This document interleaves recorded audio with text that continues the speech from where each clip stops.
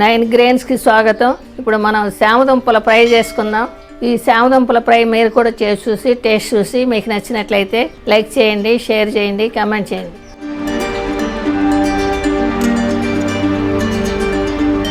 చామదుంపల fry చేసుకుందామండి. 1/2 kilo తీసుకున్నాను దుంపలు. వాటర్ పోసి ఉడికించుకుందాం. ముందు చామదుంపలు ఉడికినాయండి. తోలు తీసుకుందాం. ఇవి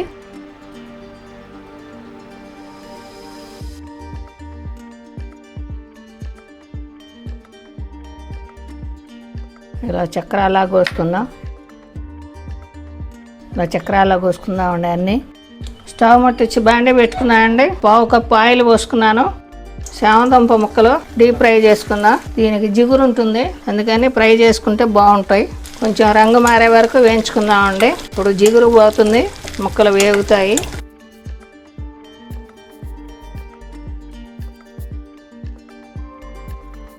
రంగు మారినాయండి, తీసేసుకుందాం. అవి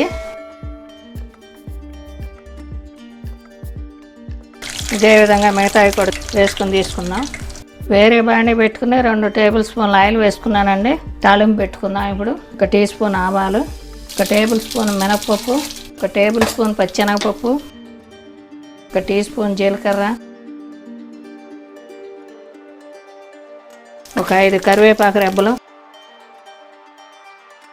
1 పండు మిరపకాయ సన్నగా కట్ చేశాను, 2 పచ్చిమిరపకాయలు సన్నగా కట్ చేశాను, 2 ఉల్లిపాయలండి సన్నగా కట్ చేసి వేసుకున్నాను. ఇది రంగు మారే వరకు వేయించుకుందాం.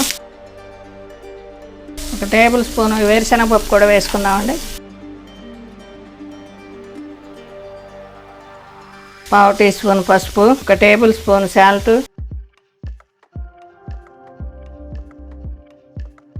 15 జీడిపప్పు,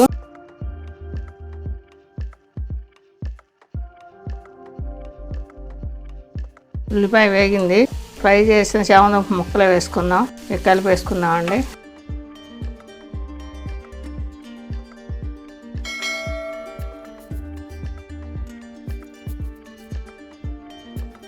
ఒక టేబుల్ స్పూన్ కారం వేసుకుందామండి. 1 టేబుల్ స్పూన్ ధనియాల పొడి,